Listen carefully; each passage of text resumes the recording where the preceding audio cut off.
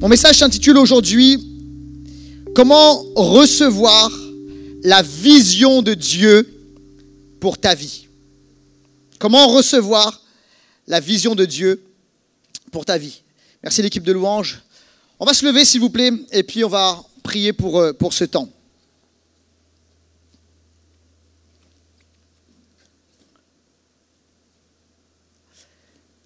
Seigneur, merci pour ta parole qui est puissante, qui est excellente, qui est glorieuse. C'est de la dynamite qui vient détruire toutes les forteresses de l'ennemi et qui vient nous révéler la vérité de Dieu. Et je prie maintenant que ta parole tombe dans des cœurs qui sont, Seigneur, réceptifs, dans la bonne terre, afin que ça porte du fruit et que ça puisse nous impacter. Seigneur, aide-moi à prêcher sous l'inspiration du Saint-Esprit et Seigneur notre Dieu, avec aussi cette sensibilité prophétique. Seigneur, je déclare cela et j'appelle cela dans le nom de Jésus. Et tous ensemble, nous disons Amen. Vous pouvez prendre place, vous pouvez vous asseoir. Comment recevoir la vision de Dieu pour ta vie? Alors, c'est pas encore très développé ici en France, c'est en train de prendre de l'ampleur, mais Apple a sorti Vision Pro. Est-ce que vous avez entendu parler de Vision Pro? Pour ceux qui sont dans la technologie, tous ceux qui sont à la pointe, d'accord, vous avez entendu parler de Vision Pro. À un moment, on regardait ça dans les séries Netflix, et on disait c'est dans un futur lointain, et en fait, c'est dans un futur actuel qui est notre présent. En fait, vous voyez, c'est un espèce de pas un casque que tu mets sur tes yeux. Et en fait, tu es dans une réalité virtuelle augmentée. Et en fait, tu es dans ton salon, mais tu peux, avec cette espèce de casque que tu as devant les yeux, croire que tu es à Bora Bora, au bord de la plage, etc., avec toute l'ambiance. Et en fait, il y a des gens là qui passent leur vie avec le Vision Pro et qui se créent une vie virtuelle qui n'existe pas et qui ne vivent pas pour de vrai. Mais c'est quand même fort technologiquement, il faut le dire, parce que c'est très réel. Le truc, les amis, c'est que la dimension de la vision n'est pas quelque chose qui est nouveau, c'est quelque chose qui a été repris par la technologie, mais qui existe pleinement dans le cœur de Dieu. Qui existe maintenant par la technologie, mais qui est spirituel. Et il faut en tant qu'Église, non pas se faire voler ce que Dieu a créé, mais reprendre, dépoussiérer et ramener au goût du jour les réalités, les technologies spirituelles. Est-ce que vous êtes avec moi ou pas? Et la vision fait partie des réalités que nous devons saisir et comprendre, parce que Dieu a une vision pour toi. Et il veut t'amener à vivre cette vision, non pas dans quelque chose que tu ne vivras jamais, non pas dans un futur qui n'existe pas, non pas quelque chose juste qui t'amène à échapper à ton quotidien, mais qui est lointain et que tu ne vis pas, mais cette vision va te propulser, va t'amener dans ce que Dieu a pour toi, autrement dit dans ta destinée. Et quelqu'un qui vit avec une vision, c'est quelqu'un qui a une assurance, c'est quelqu'un qui a une puissance, c'est quelqu'un qui a une détermination, quelqu'un a dit amen à cela. Et sans vision, il n'y a pas d'intentionnalité, il n'y a pas de but, il n'y a pas de succès, il n'y a pas de réussite, il n'y a pas de croissance. Mais Dieu veut injecter aujourd'hui dans l'église, dans ta vie, dans ta famille, dans ton esprit, la vision qu'il a pour toi. Quelqu'un a dit amen à cela. Et en fait, vous savez, la réalité, c'est que le message de la vision sur la vision a été prêché pendant un long moment dans l'église, mais parfois a été mis de côté. J'ai constaté ces dernières années, tout le message sur la vision a été un peu mis de côté. Mais je crois que dans ce temps et cette saison, Dieu m'a donné ce message, et c'est un message Réma. Il veut ramener la vision dans le cœur de l'église. Il veut ressusciter la dimension de la vision, parce qu'il dit ceci, c'est qu'il y a des chrétiens, il y a des personnes, même pas chrétiens ou pas, des gens qui avancent sans but dans la vie, qui sont perdus, qui ne savent pas où aller, sans sens, sans objectif. Et Dieu dit que c'est un problème de vision. Et il veut te donner une vision parce qu'il a un objectif, un but, une vision pour ta vie. Et on va lire ensemble Éphésiens chapitre 1. Et c'est notre texte de base aujourd'hui. C'est un texte qu'on va creuser, qu'on va décortiquer, qu'on va étudier et on va prendre le jus de ce texte. Éphésiens chapitre 1, versets 16 à 19. C'est Paul qui parle et il dit ceci: « Je ne cesse de dire toute ma reconnaissance pour vous lorsque je fais mention de vous dans mes prières.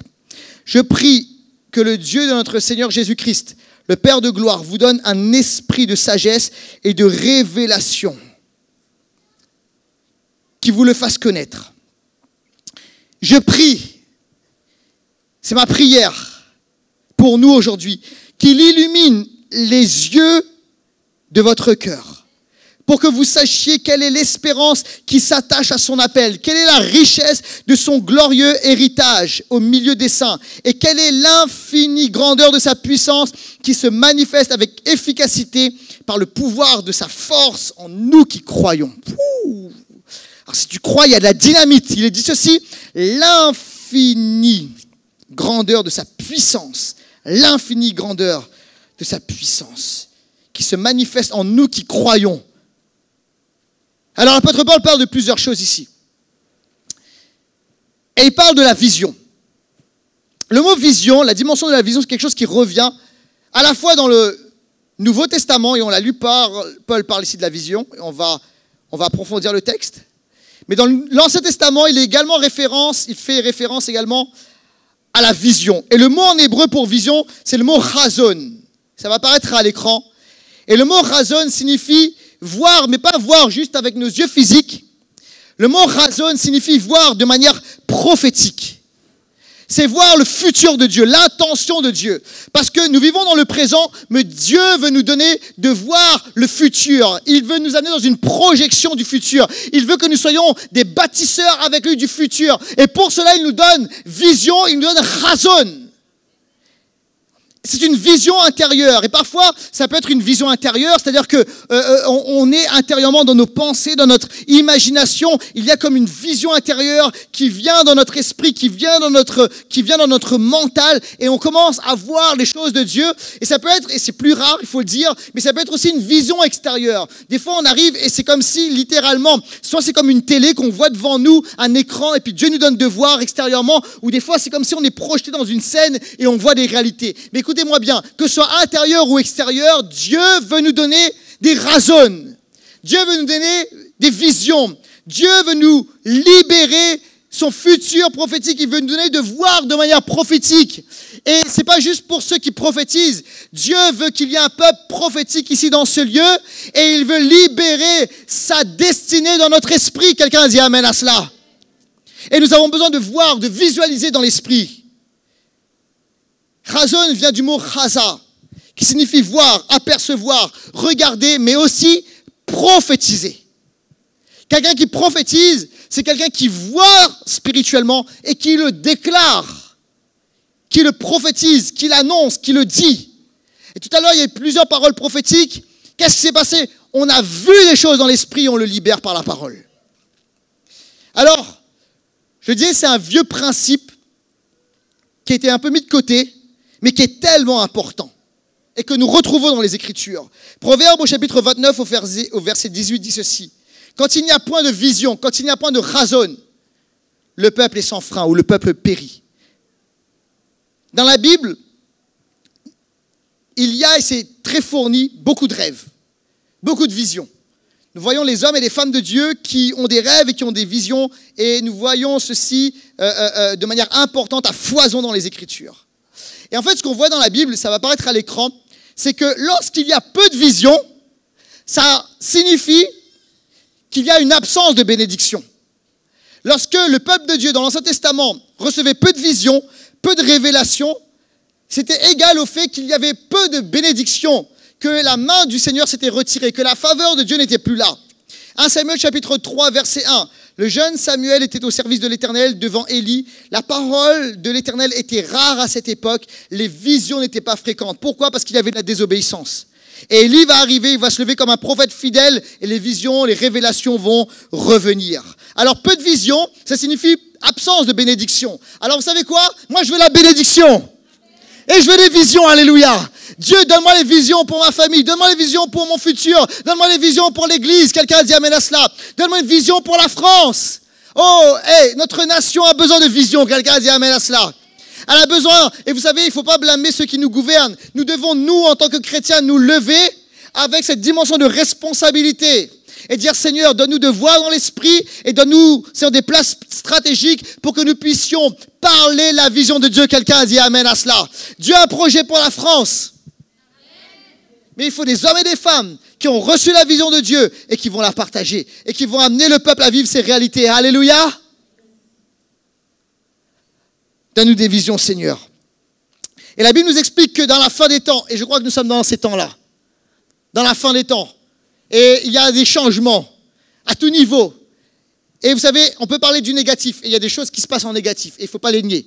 Mais la Bible parle également des choses positives qui vont arriver. Et il va y avoir un plus grand déversement dans l'esprit dans la fin des temps. Et je crois que nous sommes dans ce temps et dans cette époque. Et dans la fin des temps, il y a une augmentation des visions et des rêves. Et la Bible dit sur toute chair. Ça veut dire quoi? Ça veut dire, c'est pas juste pour une caste, c'est pas juste pour quelques happy few, c'est pour toutes les générations, tous ceux qui marchent avec Jésus et qui ont l'Esprit de Dieu, que tu sois parmi, comment dirais-je, les plus jeunes ou les plus vieux. Dieu veut répandre son Esprit. Écoute-moi bien, t'es pas trop jeune pour recevoir une vision de Dieu, mais t'es pas non plus trop vieux pour recevoir une vision de Dieu. Et Dieu veut te parler encore, et il parle à toute génération, quel que soit ton rang, ta classe sociale, quel que soit ton âge, quel que soit là où tu vis, Dieu veut libérer des visions et des rêves.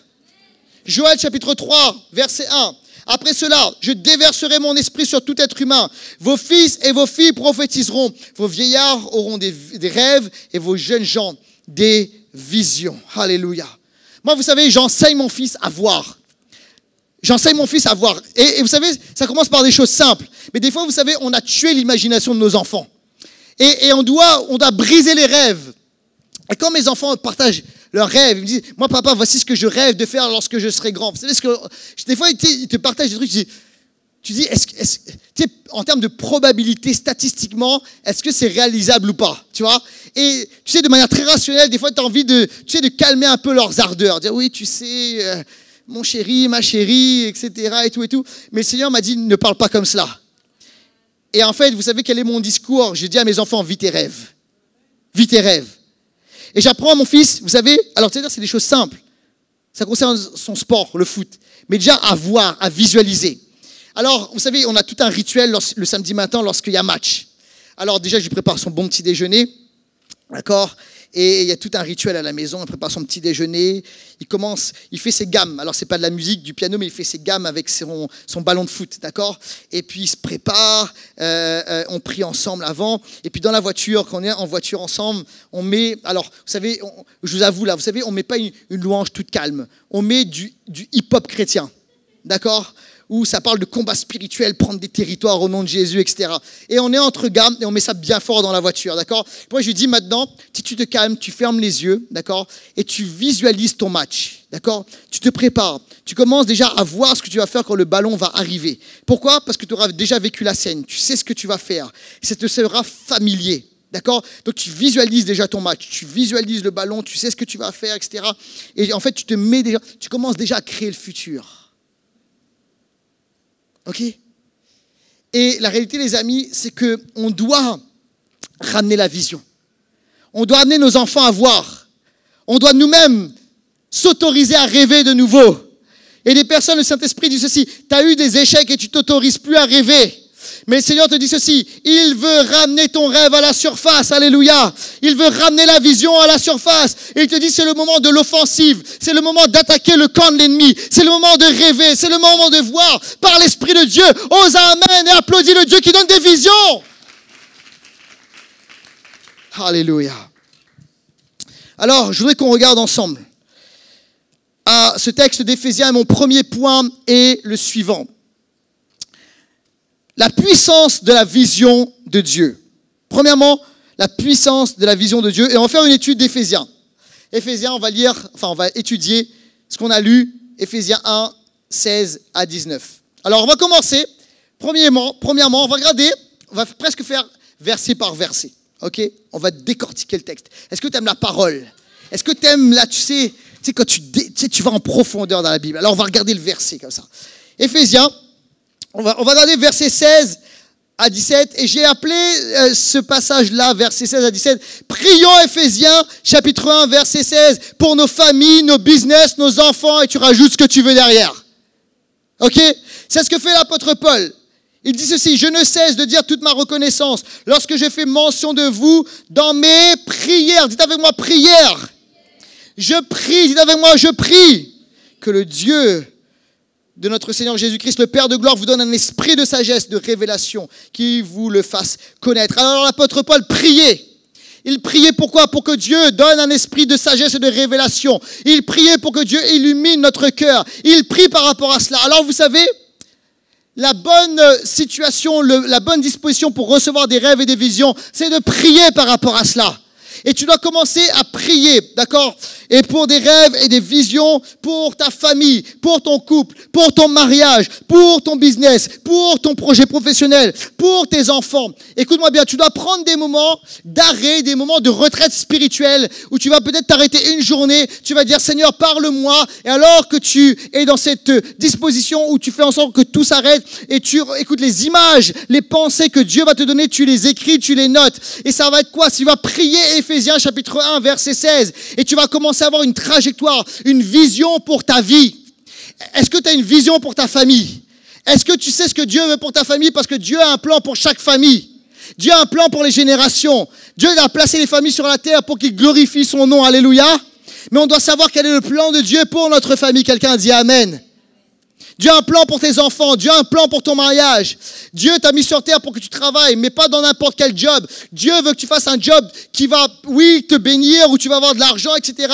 Et ça, c'est très bien. Mais Dieu veut te positionner au bon endroit pour que tu puisses briller, pour que tu puisses t'épanouir. Et ça va être glorieux. Alors, tu dois avoir la vision de Dieu pour ton travail. Quelqu'un dit Amen à cela. Pour ton projet entrepreneurial, pour ton projet immobilier. Prends le temps d'avoir la vision de Dieu. Alors, prie. Prie, Éphésiens, chapitre 1, verset 16, parce que l'apôtre Paul priait. Prie la vision de Dieu pour l'Église. Seigneur, moi je prie chaque jour, Seigneur, révèle ta vision pour l'Église. Quelle est la clé? Quelle est la stratégie? Oh, Dieu m'a parlé ces derniers temps, il m'a dit, Laurent, il faut qu'on développe ça à l'Église. Oh, alors je ne le dis pas tout de suite, je vais en parler au staff d'abord, ok? Mais Dieu dit, hey, il nous manque ça. Je dis, oh Seigneur, c'est vrai. C'est tellement évident. Ok, et on doit développer cela. Alors Dieu donne une vision. Il parle, il révèle. Prions, Éphésiens chapitre 1, verset 16. On continue. Petit 2, on parle maintenant du verset 17. Il est question d'un esprit de sagesse et de révélation. Alors, vous savez, il y a un seul Saint-Esprit, mais ce Saint-Esprit se manifeste sous différentes formes. Et des fois, il y a des chrétiens qui sont un petit peu confus, vous savez, quand il est question des sept esprits. Notamment dans Apocalypse. Ils disent qu'est-ce que ça veut dire? Est-ce que ça veut dire qu'il y a 7 Saint-Esprits ou 7 quoi? Non, non. En fait, c'est le Saint-Esprit qui se manifeste de manière différente. D'accord? C'est le Saint-Esprit qui va souffler de manière différente. Esprit, ça veut dire, on peut aussi traduire par, le mot c'est pneuma, par souffle. Donc le Saint-Esprit va souffler une onction particulière. D'accord? Donc les 7 esprits que vous voyez dans Apocalypse, on va le lire ensemble, Apocalypse chapitre 4, verset 5, du trône sortent des éclairs, des voix et des tonnerres. Devant le trône de Dieu brûlent 7 lampes ardentes qui sont les 7 esprits de Dieu. D'accord? Donc c'est les 7 façons dont l'esprit de Dieu se manifeste. Et Éphésiens chapitre 11, versets 1 et 2, vous savez, on traduit. On explique la Bible par la Bible. Ça, c'est un principe qui est très important. On explique la Bible par la Bible. Des fois, tu ne sais pas. Écoute, c'est la Bible explique la Bible. Alors, Éphésiens chapitre 11, versets 1 et 2. Puis un rameau poussera de la souche d'Isaïe, un rejeton de ses racines portera du fruit. L'Esprit de l'Éternel reposera sur lui. Et là, donc c'est l'Esprit de l'Éternel, regardez, esprit de sagesse, de discernement, de conseil, de puissance, de connaissance et de crainte de l'Éternel. Et en fait, de conseil et de puissance. Et en fait, quand vous regardez ça, vous voyez, c'est le Saint-Esprit qui souffle de manière différente. Et en fait, le Saint-Esprit veut souffler sagesse et il veut souffler révélation. Est-ce que vous êtes avec moi, Église, ou pas? Le Saint-Esprit veut souffler sagesse et il veut souffler révélation. Alors, la sagesse, c'est quoi? La sagesse, c'est la stratégie. Alors, la révélation, c'est la vision. Dieu veut te donner des visions. Amen. Ça, c'est la révélation. Mais lorsque Dieu t'a donné la révélation, il ne te donne pas juste la révélation, Dieu veut te donner aussi la sagesse. La stratégie sur comment faire. Et parfois, il y a des personnes, vous avez reçu une révélation et vous restez juste avec la révélation. Vous devez aller plus loin et demander l'esprit de sagesse. Dire, Seigneur, quelle est la stratégie pour mettre cela en place? Quelles sont les étapes? Comment est-ce que je dois faire? Vous êtes là? Et Dieu veut nous donner cet esprit à la fois de révélation, mais également de sagesse. De sagesse et de révélation. On continue au verset 18. Maintenant, on va regarder à l'opération. Comment on reçoit les visions? Comment ça marche? Et on va s'attarder davantage sur le verset 18. Il dit ceci, qu'il illumine. Et le mot illuminer est très intéressant en grec. Le mot c'est photizo. Ça donnait en français photo. D'accord? Photographie, photo. Et lorsque l'apôtre Paul prie qu'il illumine, que Dieu illumine, c'est-à-dire que Dieu va amener son éclairage, que Dieu amène sa lumière. Et cette lumière va amener comme une photographie dans notre pensée, dans notre intelligence, dans notre imagination. Et le Seigneur veut te donner une image. Il veut te donner une pensée. Il veut te donner cette révélation. Il veut t'amener, alors que tu es dans la confusion actuellement. Et les personnes ici, vous êtes dans la confusion. Vous ne savez pas quoi faire dans votre futur. C'est comme un point d'interrogation. Et le Seigneur veut t'amener, il veut amener comme une carte. Il veut amener comme une image. Il veut te montrer là où tu veux, où tu dois aller. Une photographie. Et il veut amener ça dans ta pensée. Et on va un peu plus loin. Il est dit ceci, qu'il illumine quoi? Les yeux de votre cœur. Une autre traduction dit votre entendement. Ici, écoutez bien, les yeux du cœur. Alors, il n'est pas question ici de raisonnement. D'accord? Ce n'est pas quelque chose qui est du fait de la raison, du fait du calcul humain, ou de quelque chose qui est cérébral. Il est question des yeux du cœur, des yeux de l'intérieur. C'est comme si Dieu ouvre nos yeux spirituels sur notre futur spirituel et il veut que nous voyions cela. Il y a peut-être des choses qu'on n'ose même pas, imaginer. On n'ose même pas y croire. Et en fait, les yeux du cœur, de l'entendement, ça touche pas quelque chose qui est cérébral. Ça touche la pensée, ça touche notre imagination. Et Dieu veut réveiller ici notre imagination. Il veut nous amener à voir, à imaginer spirituellement. Et en fait, vous savez ce qui se passe? En tant qu'être humain, on a été créé avec une imagination débordante. Et ceux qui réussissent, ceux qui ont du succès, c'est ceux qui vont, oser imaginer le futur, penser le futur et construire ce futur. Mais souvent, l'ennemi a essayé, d'éteindre notre imagination.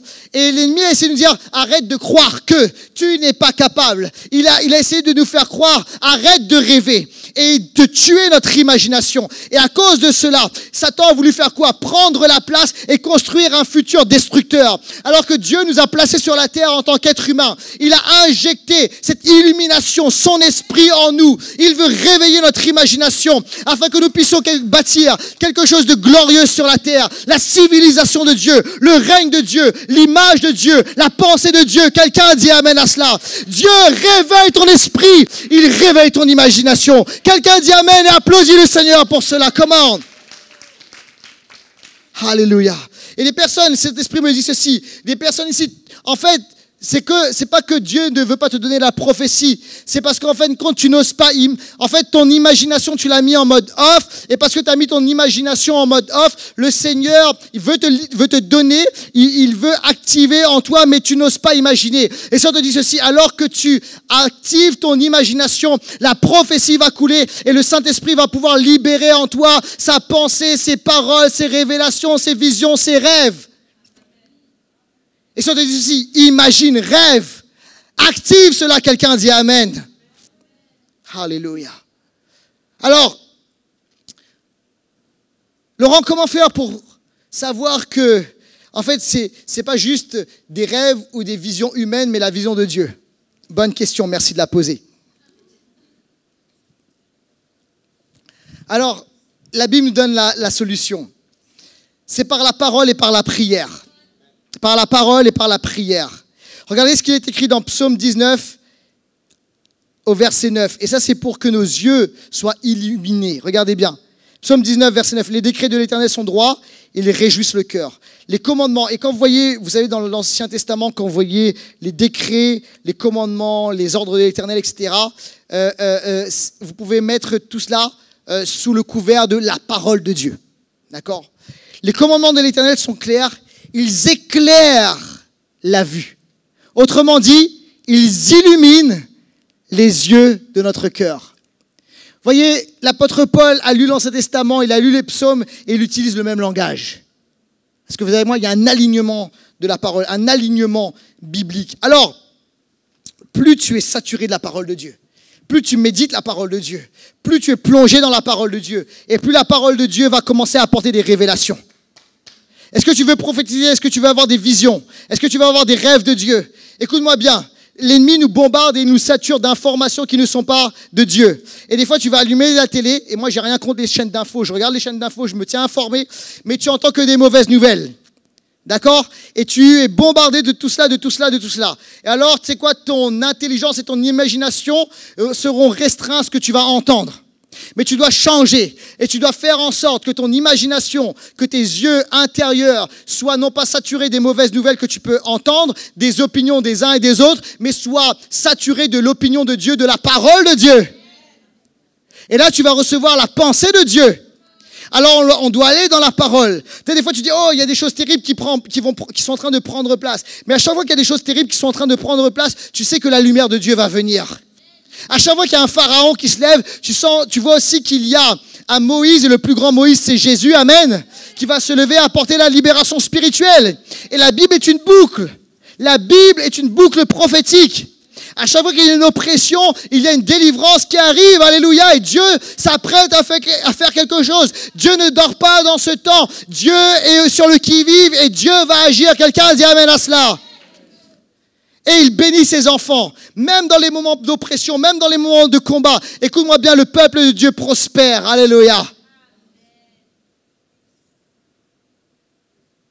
La parole, soyons saturés de la parole de Dieu. La prière, on en reparle, la prière.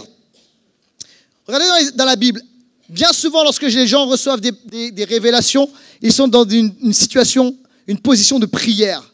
Quand Pierre reçoit la vision pour la maison de Corneille. Dieu lui dit, va dans cette maison. Ce n'est pas des Juifs, mais vas-y. Et qu'est-ce qu'il fait? Il est dans un moment où il est en train de prier.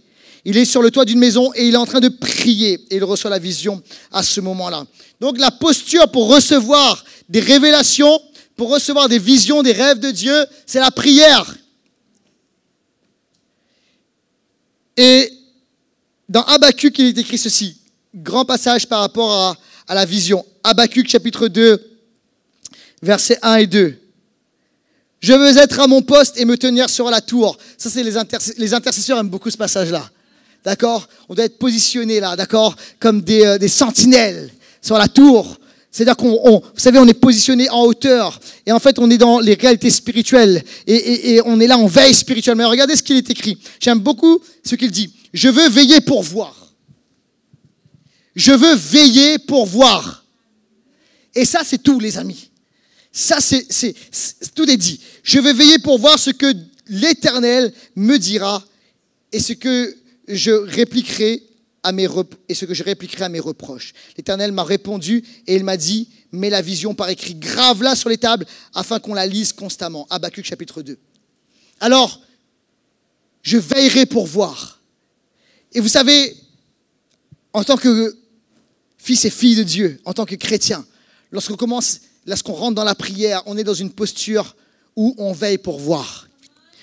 Notre esprit est éveillé et nous pouvons spirituellement voir ce que Dieu veut faire. Alors écoute-moi bien, tu veux recevoir des visions, tu dis hey, je ne reçois rien, je ne sais pas quoi faire, je ne sais pas où aller. Sois saturé de la parole de Dieu et de la prière. Sois saturé de la parole de Dieu et de la prière. Écoute-moi bien, en faisant ça, tu es en train d'ouvrir les robinets. Et en fait, c'est un flux de révélations, c'est un flux de visions et de rêves de Dieu que tu vas avoir. Pourquoi? Parce que ton esprit, tes pensées, ton imagination, tout ça, c'est saturé par la prière et par la parole de Dieu. Dites amen à cela, s'il vous plaît. Alléluia. Et versets 18 et 19, ça amène quoi? Une vie et un appel puissant. L'apôtre Paul finit ce passage-là en disant ceci. Ça amène quoi? L'espérance de son appel, la richesse de son glorieux héritage, l'infinie grandeur de sa puissance envers nous qui croyons. Alors l'apôtre Paul utilise de superlatifs pour nous faire comprendre que ça va être quelque chose de puissant. Ça va être une vie puissante. Et il dit, tu vas arrêter de végéter en te levant le matin, tu ne sais pas quoi faire de ta vie. Récemment, il y a quelqu'un qui m'a envoyé ça sur les réseaux sociaux. J'étais mort de rire. Enfin, j'étais vivant de rire, pardon. C'est un gars qui est là, il dit, lui, quand il se lève le matin, il prend un gros saladier de céréales, d'accord, et il commence sa journée en jouant à FIFA, ok? Et en fait, Dieu veut changer ça dans ta vie, même si c'est pas toi, d'accord? Et il veut que tu te lèves dans la vie avec une vision, amen, avec un appel, avec une vocation, avec un rêve de Dieu. Et il te dit ceci, il dit ça va être quelque chose de puissant, ça va être l'espérance de ton appel. Il y a des gens, vous ne savez pas, c'est quoi votre appel? Écoute-moi bien, Dieu veut te donner, il veut te montrer ton appel. Comment? En illuminant les yeux de ton cœur. Alléluia. Ça va être l'espérance de l'appel de Dieu pour ta vie. La richesse de son glorieux héritage. Est-ce que tu sais que tu es héritier? Et il y a des bénédictions qui sont pour toi. Et c'est pas juste, vous savez, ok, il n'y avait pas grand-chose sur le compte en banque, il n'avait plus grand-chose, etc. Non, non, c'est quelque chose qui est glorieux. Alléluia. Glorieux. Et on n'est pas appelé à vivre sur terre une vie misérable. On est appelé à vivre des choses glorieuses. Parce qu'on a un Père qui a tout créé, qui est riche et riche et riche. Et son héritage est glorieux. Alléluia. Oh les amis, je crois qu'on n'est pas encore rentré là-dedans. Mais on veut rentrer là-dedans maintenant au nom de Jésus. Seigneur, il vient secouer la boîte religieuse. Oh! L'infinie grandeur de sa puissance envers nous. Et lorsqu'on est là, vous savez, il y a une motivation, il y a une puissance qui vient en nous. Et vous savez, on ne peut pas nous déraciner. On ne peut pas nous bouger. Il y a la puissance de Dieu qui est en nous. Il y a une onction qui est en nous. Il y a une force qui est en nous. Il y a l'Esprit de Dieu qui est en nous. Quelqu'un a dit amen à cela. Des personnes, vous avez été balayées à droite, à gauche, par tout vent, par toutes sortes de choses. Et le Seigneur veut révéler, il veut te révéler ton appel, ta destinée. Il veut te révéler son plan. Il veut illuminer ton intelligence. Et en fait, tu vas être fort. Et écoute, les coups peuvent venir, les épreuves peuvent venir. Et il y a l'infinie grandeur de sa puissance qui est en toi. Et c'est toi qui vas faire taire l'ennemi. C'est toi qui vas renverser l'ennemi. C'est toi qui vas prendre des territoires. Alléluia. Et les portes du séjour des morts ne prévaudront pas contre l'Église. Alléluia. Alléluia. Et c'est un programme qui vaut le coup. Tourne-toi vers ton voisin, vers ton voisine, dis-lui c'est un programme qui vaut le coup, dis ça.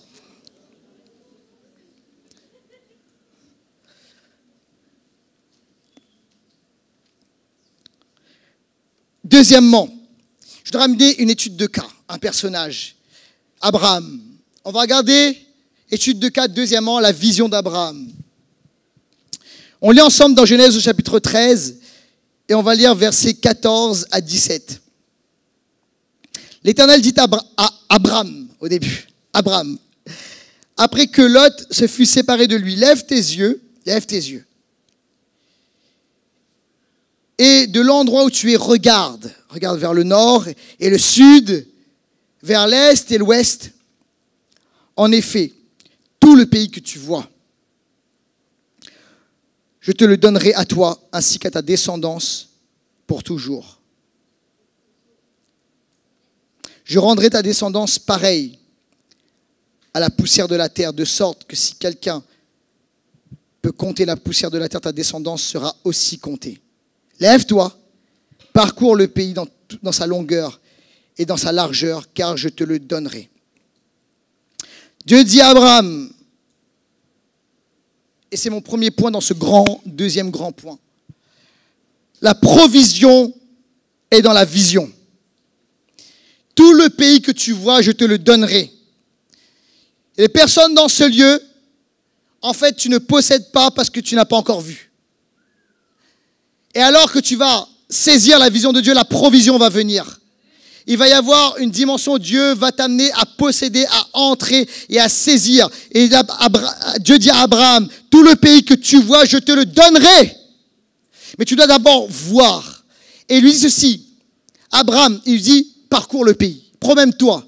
D'accord? Mais écoutez bien, c'était des milliers de kilomètres. Des milliers de kilomètres. Et il dit, parcours le pays, promène-toi dans tout le pays parce que je te le donne. Et en fait, Abraham, ici, n'a pas parcouru physiquement tout le pays. des milliers de kilomètres. En fait, lorsque Dieu dit à Abraham, parcours le pays, promène-toi, c'est dans l'esprit. Vois dans l'esprit, imagine les choses. Et vous savez, dans l'esprit, des fois, on dit, qu'est-ce que ça veut dire? Est-ce que ça veut dire que je dois planer, sortir de corps? Non, non, non, c'est pas tout ça. Relax. Non, non, non, relax. Commence dans la prière, tout simplement, à imaginer. Imaginer. À voir les choses. C'est la vision. Vois dans l'esprit. Parcours dans l'esprit ces choses. Commence à rêver avec moi. Donc, ce n'est pas physique, c'est spirituel. Et c'est ce que Abraham a fait. Deuxièmement, étude de cas au sujet d'Abraham, dans le doute de la vision. Parce qu'à un moment, il faut être honnête, dans les moments de vision, il peut y avoir des doutes. Je ne sais pas si Dieu t'a déjà donné une vision, et puis c'est compliqué, ça tarde à venir et tu doutes. Si toi, ce n'est pas le cas, moi, ça a été mon cas. Et des fois, tu oublies la vision jusqu'à ce que Dieu la ramène à la surface. Et écoute-moi bien, si tu es dans cette situation, tu dis, hey, Laurent, j'y ai cru, et je t'assure, mais là, c'est fini. Écoute-moi bien, Dieu ne te condamne pas, il t'aime et il vient dans ton doute. Et Dieu vient avec compassion et il connaît notre situation, il connaît nos faiblesses et parfois c'est compliqué. Mais Dieu vient dans notre doute sans nous dire, hey, sans nous pointer du doigt. Mais il vient nous donner une parole. Alors regardez bien ce qui s'est passé pour Abraham. Dans le passage qu'on a lu dans Genèse au chapitre 13, écoutez bien. Dieu dit, je vais rendre ta descendance aussi nombreuse que la poussière de la terre ou que les grains de sable. Il dit, tu vois, la poussière de la terre, ce sera aussi nombreux que cela. Alors, à ce moment-là, c'est très intéressant de comprendre qu'Abraham était encore jeune. OK? Et les années passent, Abraham a 84 ans. Et il est dans une situation où Dieu lui a parlé il y a des dizaines d'années, mais là, il est dans le doute, il est même dans l'incrédulité. Et il doit être aidé dans la vision. Il y a des moments où on doit être aidé dans la vision. Parce qu'on a vu il y a des années, mais là on ne voit plus, parce qu'on a eu tellement de coups, on a eu des déceptions. Parce qu'on y a cru, on s'est donné, on a mis du cœur à l'ouvrage. Et on a été déçus et on se dit, je me suis trompé. Et tu ne t'autorises plus à rêver, mais il a eu besoin d'aide et Dieu vient nous aider dans cette situation. Et on arrive dans Genèse au chapitre 15. C'est 2 chapitres, mais en fait c'est des dizaines d'années. Après ces événements, la parole de l'Éternel fut adressée à Abraham dans une vision. Il dit, Abraham, n'aie pas peur, je suis ton bouclier et ta récompense sera très grande. Abraham répondit, Seigneur, que me donneras-tu? Je m'en vais sans enfant et l'héritier de mes biens, c'est Eliezer de Damas. Il n'y croit plus. Versets 5 et 6. Dieu lui dit ceci. Après l'avoir conduit dehors, il dit, regarde vers le ciel, compte les étoiles, si tu peux les compter. Il lui affirma, telle sera ta descendance. Abraham eut confiance en l'Éternel, qu'il lui compta comme justice. Regardez bien ceci. Ça va apparaître à l'écran.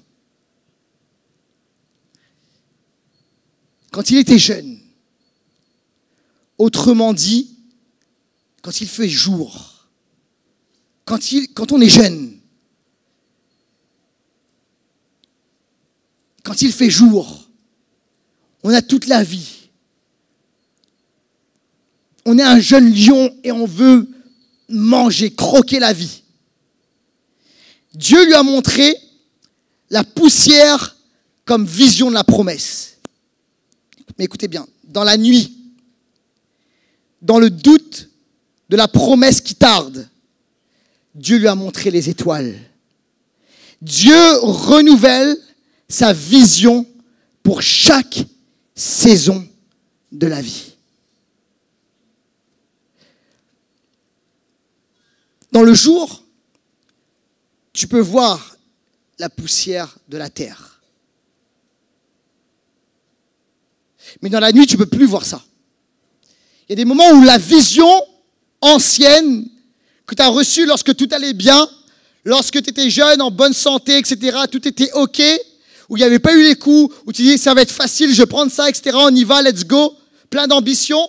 Là, il fait jour et tu vois très bien la poussière de la terre. Mais ça, c'est la vision ancienne. Mais tu ne peux pas continuer à vivre sur la vision ancienne. Il faut que c'est la même pensée, c'est la même vision, mais qu'elle soit renouvelée. Et en fait, là, Dieu est extraordinaire.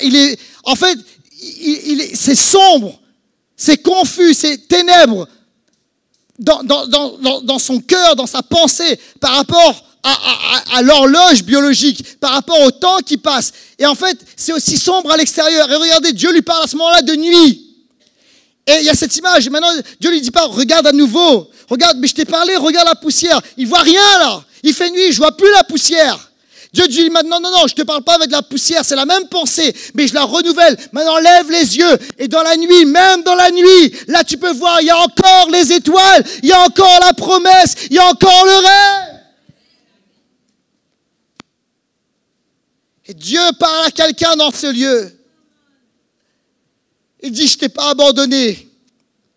Tu es peut-être dans le fond là par rapport à ton mariage, par rapport à tes enfants, par rapport à ta famille, par rapport à ton appel, par rapport à ton ministère.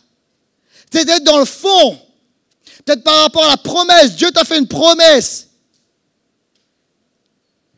Et en fait, quand tu penses à la promesse, à la vision ancienne, tu ne vois plus.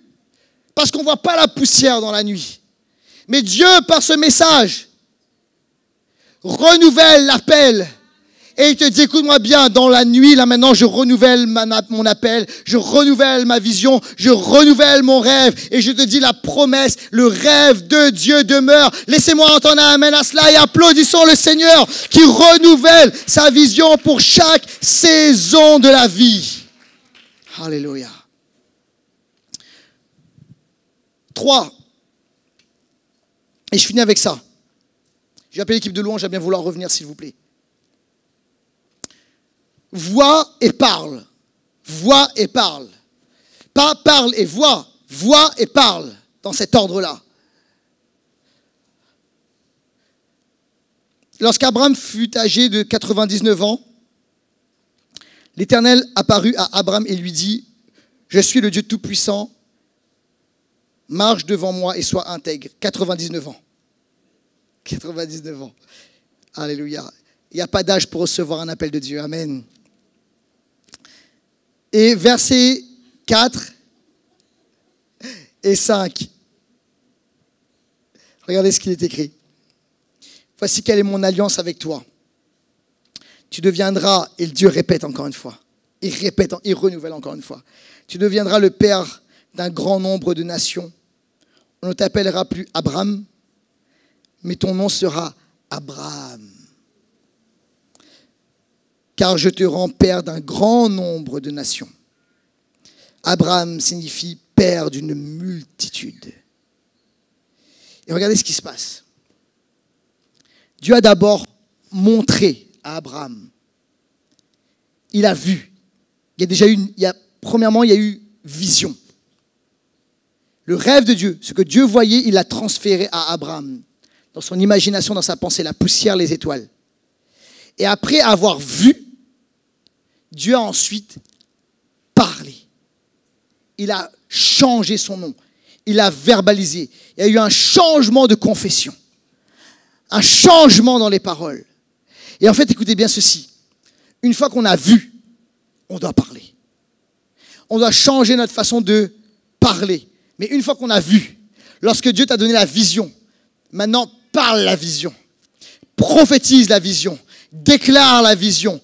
Vis comme si tu étais déjà dans ce que Dieu t'avait dit. Alléluia. Vous savez, il y a des choses là, Dieu m'a parlé et j'ai ma déclaration de vision. Il y a des choses là, je les proclame dans mes temps avec le Seigneur. Je dis, voici ce que je suis appelé à faire. Voici qui je suis. Il y a des choses, je les ai pas encore là. Hein. Je les vis pas encore là, mais je les déclare. Je les appelle parce que je les vois déjà. Et je les déclare déjà. Et en fait, on doit voir et ensuite parler. Et Dieu dit à quelqu'un, tu vois là, c'est bon. Et t'as vu maintenant, parle. Prophétise. Vois, prophétise. C'est le cœur même de la prophétie. C'est tu vois et tu parles. En fait, il faut voir avant de parler. Parfois, vous savez, il y a des gens qui parlent, mais des fois on parle sans avoir vu. Et c'est pas, je veux pas te condamner, mais en fait, c'est pourquoi des fois ça marche pas. Des fois, on dit, oh, je vais aller à l'hôpital et au nom de Jésus, je vais aller guérir tout le monde. Elle dit, mais on y va, ça marche pas. Pourquoi? Parce qu'on n'a pas vu. Un jour, on avait demandé à Yonggi, mais qu'est-ce qui se passe? Comment tu procèdes? Et il dit, en fait, c'est une histoire de vision. Il dit, c'est pas... Et vous savez, quand tu prêches ça, il y a des gens qui vont dire, ça c'est du New Age. Non, c'est le New Age. En fait, ils sont dans le côté obscur, d'accord? Et ils vivent des principes spirituels du côté obscur. Et en fait, nous, on a laissé des choses, des principes spirituels au côté obscur, alors que c'est Dieu qui l'a créé, c'est beaucoup plus puissant, c'est plus fort et c'est pour nous. Et on a dit la vision, la visualisation, c'est New Age. Non, non, non, non, non, la Bible en parle, beaucoup. Et vous savez même comment étaient appelés les prophètes dans l'Ancien Testament? Les voyants. Alors oui, il y a des voyants, allez pas voir des voyants, Madame Irma, etc. Ça c'est démoniaque, allez pas, faites pas ça. Hein. Dit Laurent, non, non, c'est pas ça du tout ce que je veux dire. C'est qu'en fin de compte, c'est bien qu'il y avait des gens qui voyaient des choses spirituellement. Donc, Dieu lui montrait et l'Esprit lui donnait de visualiser. Et il dit, c'est comme si j'ai un écran devant moi et je vois. Et c'est simple, hein. C'est pas compliqué, hein. Et ce que je vois, je le dis.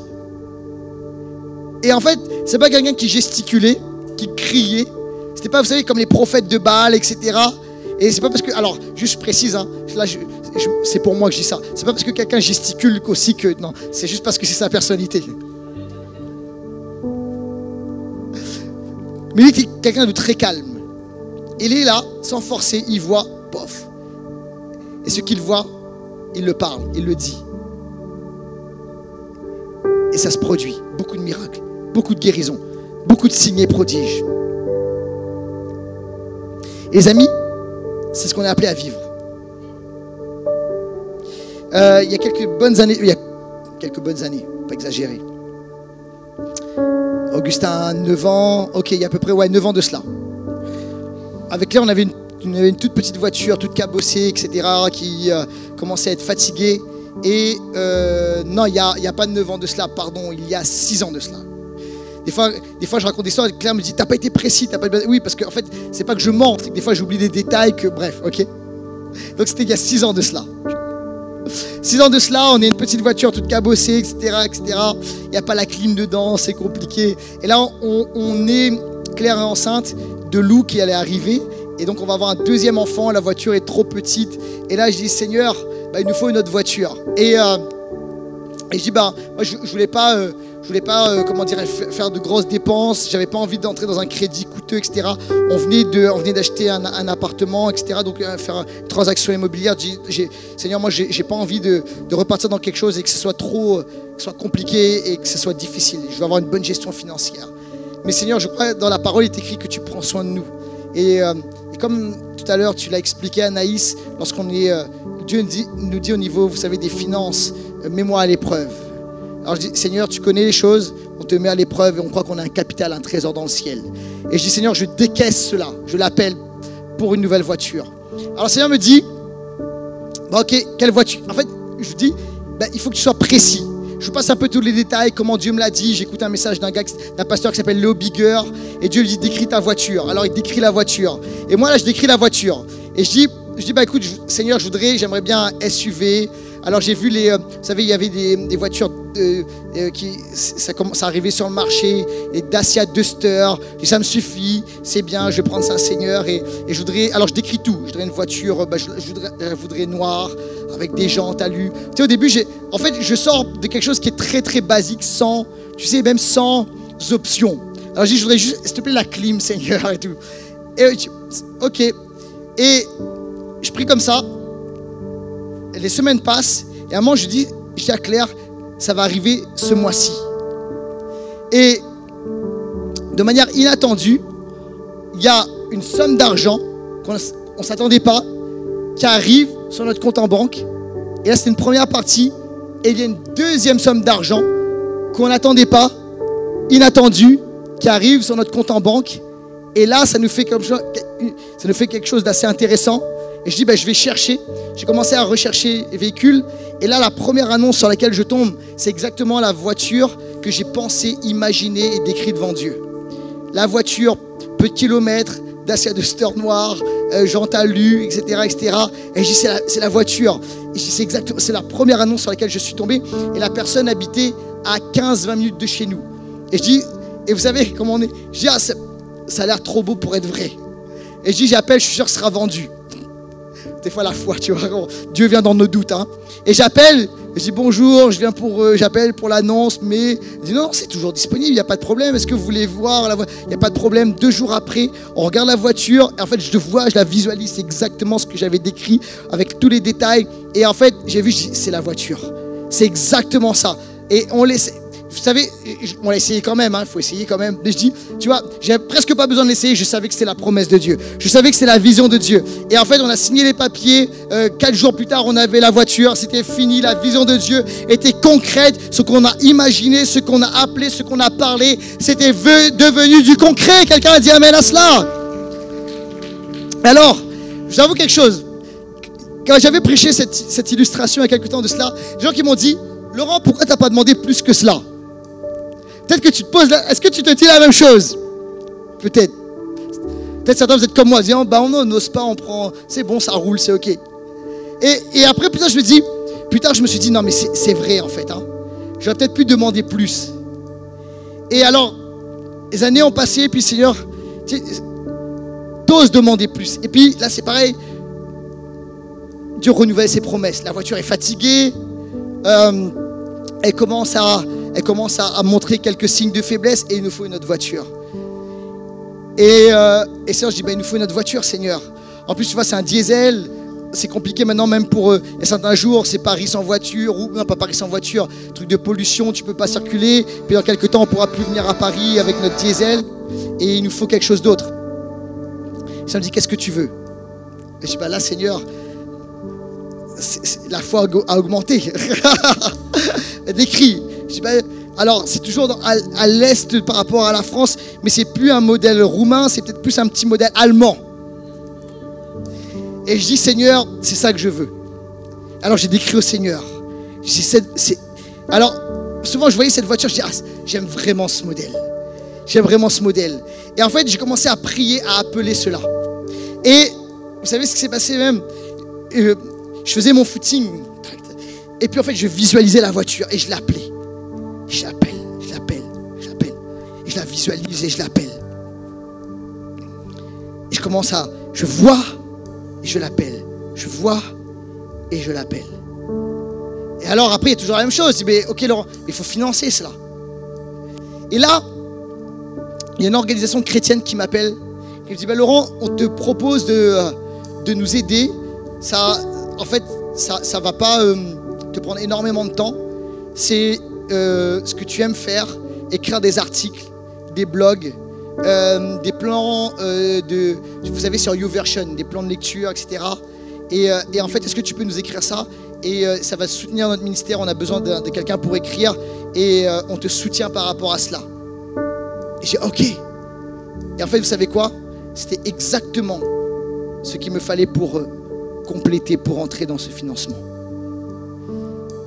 En fait, lorsque tu vois, lorsque tu parles, Dieu va amener la provision. La vision amène la provision. Écoute-moi bien. Peut-être déjà, on parle de voiture, etc. Peut-être oui, c'est secondaire, mais il y a beaucoup plus que cela. Il est question du projet de ta vie. Il est question du rêve de Dieu pour ta vie. Il est question de ce que Dieu t'appelle à vivre et à faire. Et Dieu a un projet pour toi. Il t'appelle à recevoir à travers la parole et à travers la prière, et le Saint-Esprit va couler en toi, à recevoir sa pensée, à recevoir son rêve, à recevoir son plan. Et il va commencer à réveiller ton imagination. Et alors qu'il va commencer à réveiller ton imagination et ta pensée, tu vas le prophétiser, tu vas le déclarer, tu vas le parler. Et alors, écoute-moi bien, même si la promesse tarde, même si la vision tarde, attends-la. Assurément, elle s'accomplira.